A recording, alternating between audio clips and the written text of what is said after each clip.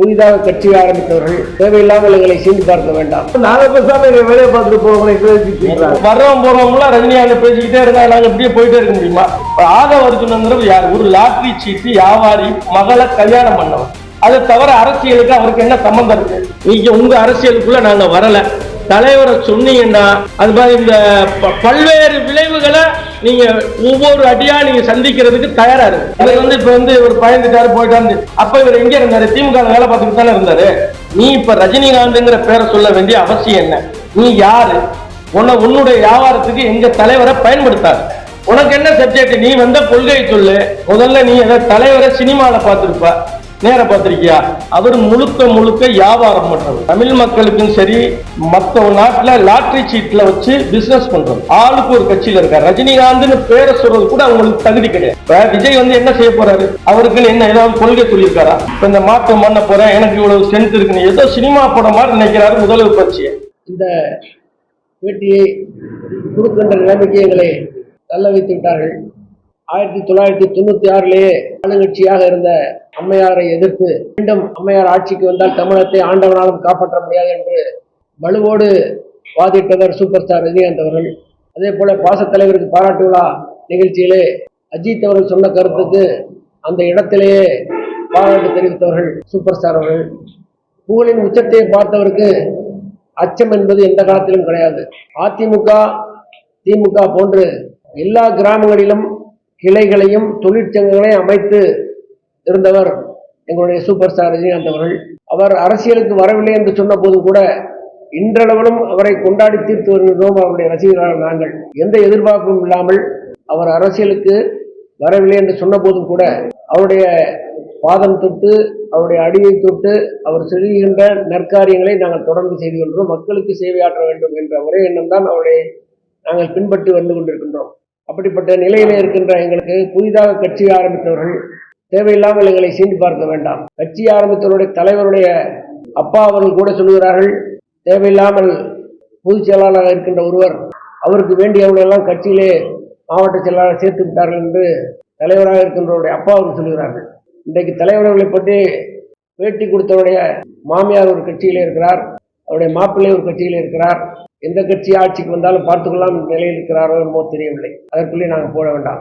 ஊழின் உச்சத்தை பார்த்தவர் எங்களுடைய சூப்பர் ஸ்டார் ரஜினிகாந்த் அவர்கள். அச்சம் என்பது எந்த அளவுக்கும் கிடையாது, எல்லளவுக்கும் கிடையாது. அதிலே நாங்கள் தெளிவாக இருக்கிறார் சூப்பர் ஸ்டார் அவர்கள். நான் சொல்வதைத்தான் இன்றைக்கு விசிகாவினுடைய தலைவர் திருமாவளவும் அதே வழியில் முடிந்திருக்கின்றார்கள். எந்த காலத்திலும் நாங்கள் யாரை பார்த்தும் பயப்பட வேண்டியதும் இல்லை. நாங்கள் பார்க்காத புகழ் இல்லை, தலைவர் தொடாத உயரம் இல்லை. அவளையும் பார்த்து விட்டு வந்தவர் தான். அவருக்கு அரசியல் என்பது தேவையில்லை என்று, அதுவும் கொரோனா காலத்தில் அத்துணை பேரையும் பலிகடம் ஆக்கிவிடக் கூடாது. நம்மளை நம்பி வந்த ரசிகர்களும் நம்மை நம்பி இருக்கின்ற கட்சிக்காரர்களும் எந்தவித இழப்புக்கும் ஆளாகிவிடக்கூடாது. அவருடைய உயிரை காப்பாற்ற வேண்டும், அவர்கள் என்றைக்கும் துணை நிற்க வேண்டும் என்ற ஒரே காரணத்திற்காக தான் அவருடைய உடல்நலம் கருதியும் எங்களுடைய உடல்நலம் மனநலம் கருதியும் தான் வேண்டாம் என்று முடிவெடுத்தாரே தவிர, வேண்டாம் என்று முடிவெடுப்பதற்கு கூட மிகப்பெரிய தைரியம் துணிச்சலும் வேண்டும். அந்த துணிச்சலை ஏற்படுத்தியவர் சூப்பர் ஸ்டார் அவர்கள். எனவே அவரை யாரும் தொட்டு பார்க்க விட வேண்டாம், சீண்டிவிட வேண்டாம். நாங்கள் எங்கள் வழியிலே சென்று கொண்டிருக்கின்றோம். உங்களுடைய பேட்டி உங்களுக்கு எதிராக திரும்பி உங்களுக்கு எதிர்வினைவுகளை ஆற்றிவிடும் என்பதிலே நீங்கள் கவனமாக இருக்க வேண்டும் என்பதை பக்குவமாக நாங்கள் சொல்கின்றோம்.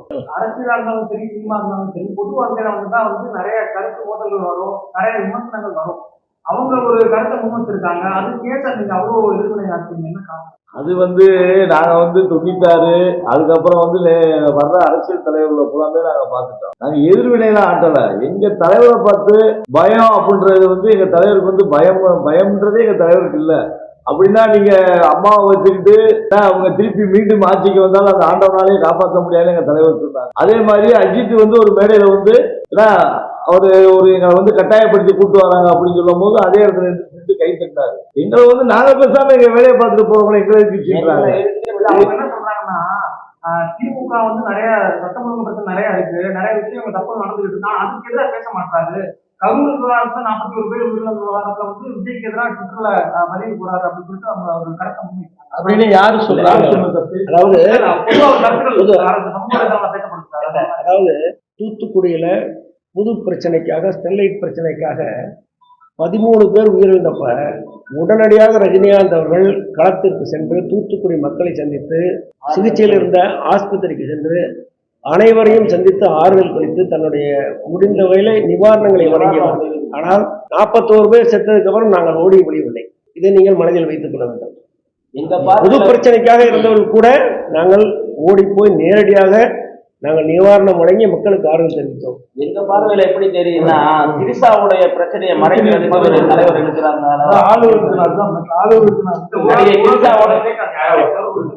அதாவது நடிகை திரிசாவோட பிரச்சனையை மறைக்கிறதுக்காக எங்க தலைவர் ரஜினிகாந்த் இருக்கிறாங்க. ஏன்னா ட்விட்டர்ல போடுது, அப்புறம் அடிச்சிருது. அந்த பிரச்சனையை அவங்க கட்சியில அது பின்னடைவை ஏற்படுத்துறதுனால மடைமாற்றுவதற்காக இது மிகப்பெரிய உச்சத்துல இருக்க தலைவரை பேசுறப்ப அந்த திரிசா பிரச்சனை மறைஞ்சிருதுல, மடைமாற்றுவதற்காக அந்த செய்தியவே மாற்றி அமைக்குதுல. சார், அரசியல்ங்கிறது இது ஆசைப்படுற விஷயம் கிடையாது.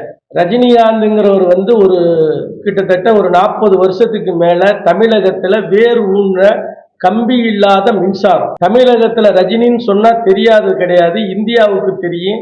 உலக நாட்டு உள்ள தலைவர்கள் இங்க வெளிநாட்டு பிரதமர் முதற்கொண்டு தலைவரை நேசிக்கிற சூழ்நிலையிலேயே பதவி வேண்டாம்னு ஒதுங்கி இருக்கிறதுக்கு அரசியலுக்கு நிறைய வித்தியாசம். இது ஆசைப்படுற விஷயம் கிடையாது. ஆசைப்படுற, அதாவது தம்பி விஜய் சினிமா படம் மாதிரி முதலமைச்சர் பதவி வந்துடும், நம்ம ஆட்கள்லாம் கட்சி ஆரம்பிக்கணும்னு அவர் ஆசைப்படுறார். ஆசைப்படுறது வேற, அதிகாரம் வேற, அரசியல் வேற. இப்ப அவருக்கு என்ன நோக்கத்துக்கு வர்றாரு நீங்க தான் அவர்கிட்ட கேட்கணும். இப்ப அரசியல்ல திமுக அதிமுக தொண்டு தொட்டு கால் ஊண்டி இருக்கு. இதுல இவர் என்ன மாற்றம் செய்ய போறாருங்கிற சப்ஜெக்டே அவர் பேசாம ரஜினிகாந்த்ங்கிற ஒரு விஷயத்த அவர் தம்பி ஆதவன் இருக்கார் பாருங்க, அவர் சர்வ கட்சிக்கு போறவர். அவர் ரஜினிகாந்த் பயந்துட்டாரு தனித்தன்மை அப்படிங்கிற சொல்ல வேண்டிய அவசியம் கிடையாது. நீங்க தான் அவர்கிட்ட கேட்கணும் அவர் என்ன செய்யறாரு. முதல்ல மீடியா என்ன பண்ணணும்னா அந்த மாதிரி ஆட்களுக்கு நீங்க என்கரேஜ் பண்ணக்கூடாது. எங்களுடைய ரிக்வஸ்ட். அவர் முழுக்க வியாபாரம் பண்றது, தமிழ் மக்களுக்கும் சரி மற்ற நாட்டுல லாட்டரி சீட்ல வச்சு பிசினஸ் பண்றது. ஆளுக்கு ஒரு கட்சியில இருக்காரு. ரஜினிகாந்த்னு பேரை சொல்றது கூட அவங்களுக்கு தகுதி கிடையாது. இன்னொன்னு, நாங்க 40 வருஷமா தொடர்ந்து அதிமுகவும் சமநிலையில பார்த்திருக்கோம், திமுகவையும் சமநிலையில பார்த்திருக்கோம். எங்களுக்கு இந்த பயம், இந்த அதிமுக திமுக ரெண்டையுமே ஒன்னா பாக்குறவங்க தான் ரஜினி ரசிகர். தொடர்ந்து ஒரே மாதிரி பயணம் பண்றோம். இங்க அமைச்சரா இருந்துட்டு அங்க போய் உறுப்பினரா சேர்ந்துருவாங்க, இங்க போய் இது தொண்டு தொட்டு இருக்கு. தமிழ் மக்கள்ல தலைவர் நினைக்கிறது ஒரு பெரிய மாற்றத்தை நினைச்சாரு, பண்ண முடியாது, இது அப்படியே தான் ரெகுலரா இருக்கு, அதுல போய் நம்ம என்ன நல்லது செய்ய போறோம் அப்படிங்கிற ஒரு சூழ்நிலை தான் நலன் விரும்பி தான் அவர் ஒதுங்கி இருக்கார். அந்த நேரத்துல கொரோனால இந்த மாதிரிலாம் பண்ண முடியாது. சிஸ்டம்னா சிஸ்டம் இதானே. விஜய் என்ன செய்ய போறாரு, அவருக்குன்னு என்ன ஏதாவது கொள்கை சொல்லியிருக்காரா? இந்த மாற்றம் பண்ண போறேன், எனக்கு இவ்வளவு ஸ்ட்ரென்த் இருக்குன்னு ஏதோ சினிமா படம் மாதிரி நினைக்கிறாரு முதல்வர் பட்சியை. இன்னொன்னு, கால சூழ்நிலை இப்ப உள்ள இதுல விஜய் அந்த மாதிரி ஆட்களை என்கரேஜ் பண்ணாம அவர் மீது ஒழுங்கு நடவடிக்கை எடுக்கணும். இல்லைன்னா வருகிற சட்டமன்ற தேர்தல்ல நாங்க எல்லா தலைவர்கிட்ட முறையிட்டு ஒரு எளிமையான ஒரு ரசிகனை வச்சு ஆதவர் அர்ஜுன் எந்த போட்டியிடுறாரோ அந்த தொகுதியில நாங்க நிப்பாட்டி எங்க பலம் என்னம்னு நிரூபிக்க வேண்டிய கட்டாயத்துக்கு இறைவனும் இயற்கையும் தீர்மானிச்சோம். தலைவர் அமைதியா இருக்கிறதுனால எல்லாருமே ஏதோ இது பயப்படுறாரு. அது பயம்ங்கிறது வேற. அது உதாரணத்துக்கு அண்ணன் ஏற்கனவே சொன்னாங்க, குமரவேல் அண்ணன் ஜெயலலிதா நேருக்கு 1-to-1 பேசினார். கருணாநிதி ரெட்டலைக்கு ஓட்டு போய் படம் பார்த்தவர். அப்படி உள்ளவர் மக்களை விரும்புறார். அவர் மக்களுக்கு ஏதாவது ஒரு செய்யணும் அப்படின்னு சொல்லி ஒதுங்கி போறார். இப்ப என்ன நடந்துருக்கு ஒண்ணு, இவருடைய சப்ஜெக்டே என்னன்னே தெரியல. இப்ப எதுக்கு வர்றாரு, இப்ப என்ன அடிப்படையில வர்றாரு, அவருக்கு என்ன கொள்கை இருக்கு, ரஜினிக்கு என்ன இப்ப போராட்டத்துக்கு ரஜினிகாந்துக்கு என்ன சம்பந்தம், எதுக்காக போராடினார் அவர்? இது திசை திருப்பி இந்த மாதிரி வர்றவங்க போறவங்களா ரஜினிகாந்த் பேசிக்கிட்டே இருந்தா நாங்க இப்படியே போயிட்டே இருக்க முடியுமா? எங்களுக்கு இல்ல, நாங்க எந்தாவது ஒரு ஆளு கட்சியில போய் ரஜினி இங்க நின்று அங்க நின்று வரலாறு இருக்கா? கிடையவே கிடையாது. எங்க இலக்கு வேற. இந்த இலக்குல நீங்க தான் அந்த மாதிரி தம்பியை கூப்பிட்டு, என்னப்பா இது முதலமைச்சர் பதவி சினிமா கிடையாதுப்பா, என்ன கொள்கை இருக்குன்னு நீங்க ஒரு 2-3 தடவை கேட்டீங்கன்னா ரஜினியை சப்ஜெக்ட் பேச வேண்டிய அவசியம் என்ன? அந்த இடத்துல ரஜினி ஆதவ அர்ஜுனங்கிறவர் யார்? ஒரு லாட்டரி சீட்டு வியாபாரி, மகளை கல்யாணம் பண்ணவர். அதை தவிர அரசியலுக்கு அவருக்கு என்ன சம்பந்தம் இருக்கு? நீங்க தான் அவரை கேட்கணும். ரஜினிங்கிற சப்ஜெக்ட் அவர் தொடவே கூடாது.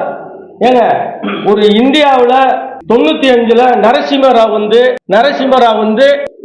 வெயிட் பண்ற தலைவர். அவர் அன்னைக்குல இருந்து இன்னைக்கு வரை ஒரு தனிப்பெரும் தலைவர். இன்னைக்கு நினைச்சா கூட 95ல 40 சீட்டை 7 நிமிஷம் தான் பேட்டி கொடுத்தார். 40 சீட்டு சைக்கிள் சின்னம் வந்துச்சு, 20 சீட்டு பாராளுமன்றம் வந்துச்சு, திமுக சரித்திரத்திலே தனி மெஜாரிட்டி வந்த ஒரே ஒரு தேர்தல் 95 தான். அது அனைவருக்குமே 96 தான் ஒரு மிகப்பெரிய மாற்றத்துக்கு காரணம். இப்பவுமே பதவி அவர் விரும்பல, எங்களை தொட்டுட்டாரு. இனி அரசியல் பண்ணணும்னு நினைச்சா தம்பி விஜய் ஆதவன் அர்ஜுன் இந்த மாதிரி சின்ன பயில்களை வச்சுக்கிட்டு மீட்டிங்ல போய் தன்னை விளம்பரப்படுத்துறதுக்காக அவரை முன்னிலைப்படுத்தலைனா கூடிய சீக்கிரத்தில் அவரை கட்சியில இருந்து ஒரு ஒழுங்கு நடவடிக்கை எடுங்க. நீங்க உங்க அரசியலுக்குள்ள நாங்க வரல, தலைவரை சொன்னீங்கன்னா அது மாதிரி இந்த பல்வேறு விளைவுகளை நீங்க ஒவ்வொரு அடியா நீங்க சந்திக்கிறதுக்கு தயாரா இருக்கு. அது என்ன அப்படிங்கிறது ஏற்கனவே எழுதி வச்சதுதான் நடக்க போகுது. நாங்க அப்படியே பார்த்துக்கிட்டு போக வேண்டிய சூழ்நிலையில இருக்க மாட்டோம். ஒரு எளிமையான ரசிகன், ரஜினி ரசிகன் எந்த தொகுதியில ஆதவன் அர்ஜுன் இருக்கிறாரோ அதை எதிர்த்து கண்டிப்பா நிப்பாட்டி ஒரு பெரிய மாற்றத்தை எங்களால உருவாக்க முடியுங்கிறதுக்கு தள்ளப்பட்டிருக்கோம். இதெல்லாம் நீங்க மக்கள்கிட்ட நீங்க எல்லாருமே ரஜினின்னு சொன்னா உடனே அதை நெகட்டிவா பேசினா பெருசா போடுறீங்க. தயவு செய்து பண்ணாதீங்க. ரொம்ப ரிக்வஸ்ட் அவங்ககிட்ட கேட்கிறேன். நிறைவா புதுசா கட்சி ஆரம்பிச்சிருக்கிறவங்க ஆரம்பிச்சதுல இருந்து எந்த நிகழ்ச்சி நடத்தினாலும் உயிரிழப்பு இல்லாம எப்படி நிகழ்ச்சி நடத்துறத கத்துக்க சொல்லுவாங்க. இந்த நிகழ்ச்சி நடத்தினா உயிரிழப்பு இல்லாத நிகழ்ச்சியே இல்லை. அதை முதல்ல SOPன்னு சொல்லுவோம், ஸ்டாண்டர்ட் ஆபரேட்டிவ் ப்ரொசீஜர்னு சொல்லுவோம். அப்படி ஒண்ணு தெரிஞ்சுக்கிட்டு உயிரிழப்பு இல்லாம மக்களுக்கு பாதுகாப்பா எப்படி நிகழ்ச்சி நடத்துறத முதல்ல கத்துக்கிட்டு அந்த மாதிரி நிகழ்ச்சி நடத்த சொல்லுங்க. மக்கள் நல்லது செய்யறாங்களோ இல்லையோ உயிரிழப்பு இல்லாம நிகழ்ச்சிகளை நடத்த கற்றுக்கொள்ளுங்கள். அதற்கு பிறகு எங்கள் தலைவரோட வாருங்கள் என்று நிறைவு செய்கிறோம். விஜய்க்கு எதிராக கிடையாது, விஜய்க்கு எதிராக தான் அவர் கட்சியில ஒரு சொல்றாரு.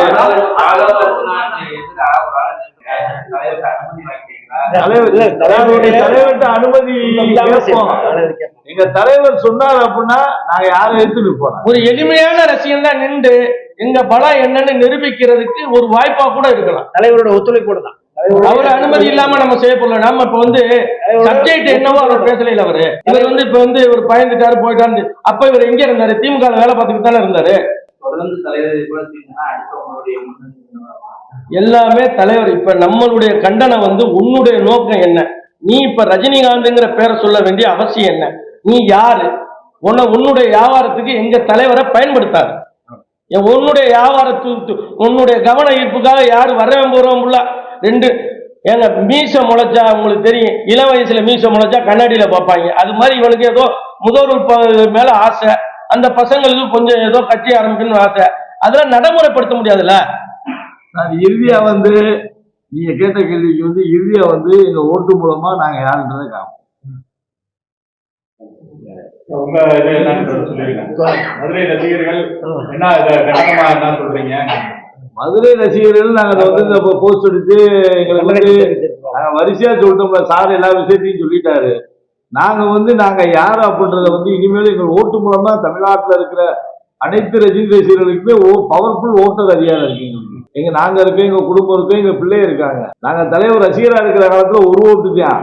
அதுக்கப்புறம் எங்க ஒய்ஃப் இருக்கு, எங்க பிள்ளை இருக்காங்க. அதனால இவருக்கு எங்க தலைவரை பத்தி சேர்ந்துதான் இவருக்கு எங்க ஓட்டு மூலமா எங்களுடைய பதிலடியை கொடுக்கும்.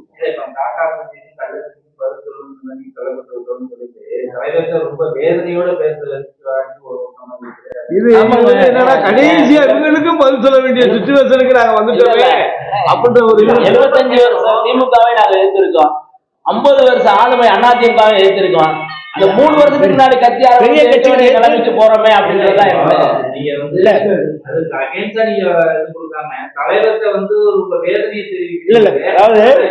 பெரிய கட்சிகளை எதிர்த்து நீங்க சில்லுவண்டி கட்சிகளை எதிர்க்கக்கூடிய சூழ்நிலை தள்ளப்பட்டு விட்டோமே என்கிற ஆதங்கத்தை தெரிவிக்கிறோம். அவ்வளவுதான். இதே மாதிரிலாம் எதுவும் வந்துச்சுன்னா ரஜினி ரசிகர்கள் அனைவரும் விஜய்க்கு எதிர்ப்பான ஒரு தேர்தல் பணி இல்ல, தேர்தல் பணி செஞ்சதாக காலத்தின் கட்டாயம். அவர் காலத்தில் நீங்க ஓட்டுன்னு வரும்போதுதான் முதல்ல வேட்பாளருக்குள்ள அவருக்கு நிக்கணும், வேட்பாளருக்குள்ள நாமினேஷன் தாக்கல் பண்ணணும்னு எவ்வளவு விஷயம் இருக்கு. நீங்க சும்மா இங்க வர்றாரு, அங்க போறாரு, டெல்லிக்கு போறாரு, இங்க வர்றாரு, இதுதான் நடக்குது. 200 முதல்ல மொத்த வேட்பாளர் அறிவிச்சு அவங்களுக்கு நாமினேஷன் பண்ண எத்தனை பேர் வருவாங்கன்னு பாக்கணும். ரஜினி சார் கட்சி ஆரம்பிக்காது உங்களுக்கு வருத்தமா இருக்கா சார்? இப்போ வேணா அந்த போஸ்டர் பார்த்தா அப்படிதான் தெரியுது, என்ன தலைவர் அப்படி ஆயிடுச்சு அந்த மாதிரி தான் தெரியும். அதான் கேட்கணும். இல்ல 96ல வந்ததே வேணான்ட்டார்ல. அவர் தான் 96ல அந்த 40 வயசுலயே வந்ததே எனக்கு வேணாம் அப்படின்ட்டாரு. அவங்க கேட்கறது வருத்தம் எங்களுக்கு இருக்கத்தான் செய்யுது. அது எப்படி இல்லைன்னு சொல்ல முடியும்? வருத்தம் இல்லாம எப்படி சார் இருக்க முடியும்? வருத்தம் இருக்கு. ஆனா நாங்க தொடர்ந்து பயணம் பண்ணிக்கிருக்கோம்ல, எதுலையுமே நாங்க எங்க பயணம் பண்ண, எங்களுக்கு வருத்தம் இருக்கு. அதுக்காக நாங்க எந்த கட்சியிலும் போய் அங்கே இங்கேன்னு கொடி பிடிக்கல, கொடி பிடிக்க வேண்டிய அவசியமும் இல்லை. நீ உன்னுடைய சப்ஜெக்ட் என்ன, நாட்டுக்கு என்ன வருது, உனக்கு அங்க தலைவர் பேரை சொல்ல வேண்டிய அவசியம் என்ன? இதை தம்பி விஜய் அவரை கூப்பிட்டு கண்டிச்சு ஒழுங்கு நடவடிக்கை எடுத்து பண்ணுனா அவருக்கு நல்லது. இல்லைன்னா அது எந்த கூட்டணியில வந்தாலும் அந்த கூட்டணியை முழுமையா எதிர்ப்போம். ஆதவ அர்ஜுனனுக்கு எதிர்ப்பா ஒரு எளிமையான ரசிகன் நிப்பா, ஜெயிப்பா. அன்னைக்கு தான் ரஜினி ரசிகன் யாருங்கிறத எல்லாரும் பார்க்க வேண்டிய கட்டாயத்துக்கு சூழ்நிலை உருவாகும்.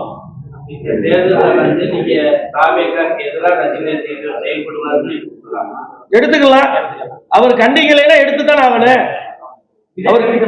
இதை கண்டிச்சு அவர் மேல ஒழுங்கு நடவடிக்கை எடுக்கணும். உண்மையான முறை அதானே. உனக்கு என்ன சப்ஜெக்ட்? நீ கொள்கையை சொல்லு. உனக்கு அங்க ரஜினி, நீ முதல்ல நீ ஏதாவது தலைவரை சினிமால பார்த்திருப்ப, நேர பார்த்திருக்கியா? உனக்கு என்னமோ பக்கத்து வீட்டுல பார்த்த மாதிரி இதெல்லாம் சினிமா டைலாக்கா? ஒரு புதுசா கட்சி ஆரம்பிக்கிறவங்க ஒரு துக்கம் நடந்து போச்சுன்னா நான் துக்க வீட்டுக்கு போய் தான் நம்ம துக்கம் விசாரிக்கணும் தவிர இழந்தவங்களை எங்க வீட்டுக்கு துக்கம் கேளுன்னு சொல்ல முடியாது. அப்படிப்பட்ட ஒரு சூழ்நிலை இருக்கிறது. அதே மாதிரி தலைவருடைய பிறந்தநாள் நினைவு நாள்னா அவர் சிலைகள் எங்க இருக்கோ, நினைவிடம் எங்க இருக்கோ, அங்க போய் தான் நம்மளுடைய அஞ்சலி செலுத்துவது வழக்கம். நான் எங்க வீட்டிலேயே வச்சு நான் கும்பிடுவேன்னா அது எந்த வழக்கம்னு தெரியல. நல்லா புதுசாக இருக்கிறது அரசியல்ல, இதெல்லாம் ஏற்றுக்கொள்ள முடியாததாக இருக்கிறது. நிச்சயமா சொல்லுவாங்க. இல்ல இனிமே சொல்லுவோம்னு சொல்றோம். எங்க அவரு இங்க முதல்வர் பதவியே வேணானவரு. இன்னும் உங்களுக்கு என்ன தெரியாது, 96ல 7 நிமிஷ பேட்டியில 40 சீட்டு முகம் தெரியாத தமிழ் மாமங்கல காங்கிரஸ் உருவாச்சா இல்லையா? 20 எம்பி எல்லாமே சைக்கிள் சின்னம் ஜெயிச்ச வரலாறு. அப்படிங்கும் போது அது மாதிரி 10 மடங்கு இப்பவும் ஒரு 7 நிமிஷம் பேட்டி கொடுத்தா இந்தியா திரும்பி பார்க்கக்கூடிய தலைவருங்க அவரு. இவங்க பாவம் ஏதோ முதலமைச்சர் பதவி, ஏதோ ஒரு படம் கால் சீட் வாங்குற மாதிரி இங்கே எங்கேயும் ஓடிக்கிருக்காங்க. இது எங்களுக்கு தேவையில்லை. அவன் ஆசைப்படுறேன், ஆசைப்படுறது வேற, அரசியல் நடத்துறது விதம் வேற. இவர் அரசியல்ல கரை கண்டவர், 7 மொழி பேசினவர், தமிழ்நாடு இந்தியாவே அவர் எதிர்பார்த்துக்கு இருக்கு. இது நான் ஒரு நடைமுறையா இல்ல, உள்ளதை சொல்றோம். இந்த பாவம் லாட்டரி சீட்டுக்காரனை வச்சுக்கிட்டு என்ன பண்ண முடியும்? பாவம் அவர் வன்மையா கண்டிக்கணும். எங்களுக்கு 1000 வேலை இருக்கு. நாங்க எப்பவுமே ஆன்மீக பணியில போறதுதான் விருப்பம். கண்டிப்பா எதிர்ப்பு விஜய் சார்ந்த கூட்டணியை முழுமையா ஆதரிப்போம். அந்த சூழ்நிலையில யாரை எதிர்ப்பு செய்யணும் எதிர்ப்போம். விஜய் சார்ந்த கூட்டணியை முழுமையா எதிர்ப்போம். ஒரு ஏழை ரசிகனை நிப்பாட்டி ஜெயிக்க வைப்போம். ரஜினி ரசிகன் தான் ஜெயிக்கிறான். ரஜினியோட ஒப்புதலோட. ஆமா, அவர் தலைவர் ஒப்புதல் கொடுப்பார், நம்புறோம்.